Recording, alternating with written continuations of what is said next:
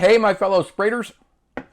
My name is Mike at FilmBoy24, and today I want to talk a little bit about and show you an example of knowing your equipment, its limitations, capabilities, and make sure it works.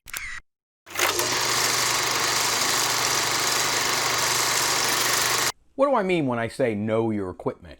Well, I just dug this little gem out. I forgot I even had it. And I love these little run and gun Chinon cameras. I'm a huge fan of Chinon, have been for years. And I especially like the little guys that you can just grab and go and not worry too much about. This is for my everyday sort of carry. Now, previously, and one of my favorite all-time run and gun Chinons, I've talked about this in another video before. If you haven't seen it, check it out. Is my 20 PXL. XL meaning existing light, so they shoot way better under existing light than non-XL cameras. But this is the one that I primarily will go to. This is the one I just dug out, and you can see why I like this one just as much. In fact, it actually fits. I wear cargo shorts pretty much all the time here in Florida, and it actually fits into the large cargo pocket on the side, so it's a real easy carry. At any rate, wasn't quite sure. I actually forgot I had it. I've had it for years, I assume. And I just dug it out because I did some cleaning. So I decided I wanted to give it a test drive. I wanted to find out, first and foremost, does it run? Well, that's easy to find out. You put batteries in it.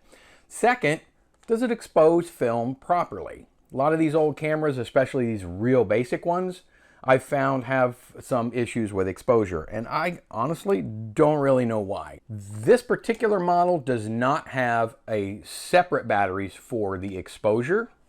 It's all done in the two AA batteries that go in the handle. So I put two batteries in it, turned it on, and it purrs like a lion. So I was excited about that. I popped open the film door. The spindle is turning. Lightly put your finger on it, and there's some decent torque to it. So I was a little excited. So this particular model will only do 18 frames per second and single frame. It doesn't have manual exposure. It has backlight correction. It also has the battery check light. It's got to be on here. And that's basically it. It has the filter switch to engage and disengage the 85 filter. So I decided I would grab a roll of Tri-X 7266, put it in this camera. I talked to my wife. She said, I got to do a little Christmas shopping. So I took this with me, and she hates being on camera, though she allowed me to film her kind of, walking around a little bit. But you'll see how camera shy she is in just a second, because I don't know if you ever see her face. At any rate, what I found out, and I'm glad I did this test, is for some unknown reason, everything was super, super, super overexposed. Now, the 7266, this Tri-X cartridge, is notched exactly the same as the classic old Ektachrome 160 carts. And what that does is it tells this camera really only accepts the old school. It was made for Kodachrome 40 and the Ektachrome 160. That's basically all this camera has the capability of shooting. And anything near that, it should be fine. So this Tri-X with the filter is rated at about 160 ASA or ISO. With that, I figured we would be fine. Same exact notch, as you may or may not be able to see. So, took it out, very overexposed. Let me show you a very quick clip of exactly what I'm talking about before I did any sort of post-production on it.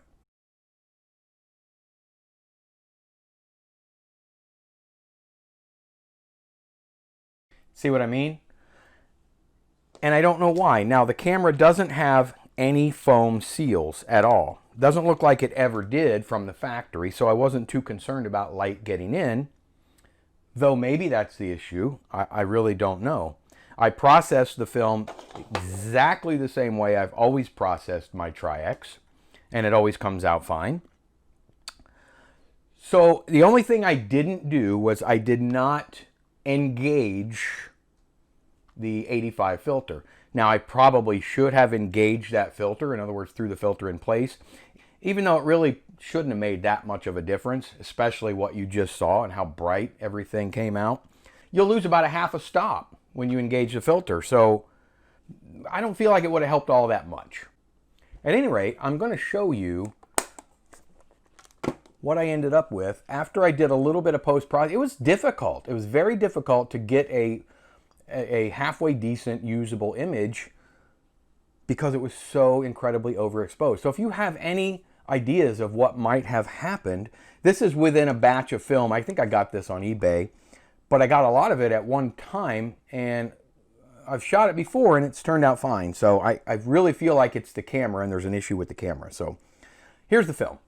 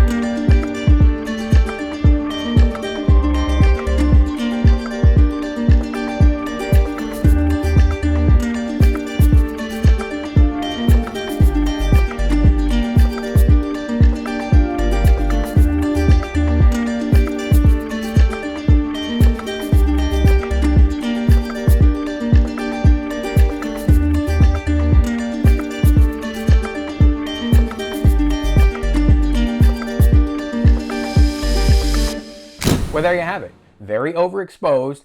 Even with a little bit of level correction and exposure correction, still doesn't look that great. So I'm going to probably throw some K40 or some E160 or G160 in this camera and play with it that way and see if it comes out just as overexposed. I don't know yet. I'll keep you updated. At any rate, I hope you enjoyed this. Please stay tuned because I'm starting a brand new little segment called Super 8 Sundays. What Super 8 Sundays is everything will be scanned by me, and every Sunday it will be a roll of Super 8 film or a portion of Super 8 film. No talking, no nothing. It will just be the film. There will be a short description at the beginning.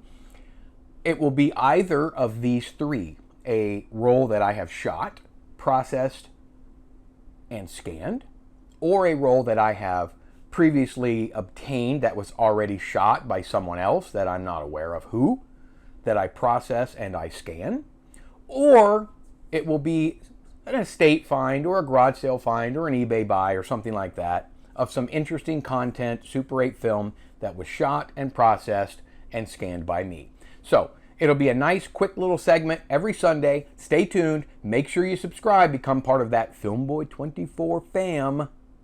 And do me a favor if you enjoyed this. Punch that like button. Leave me a comment. Let me know what you think may have happened. I know there's some gurus out there that know.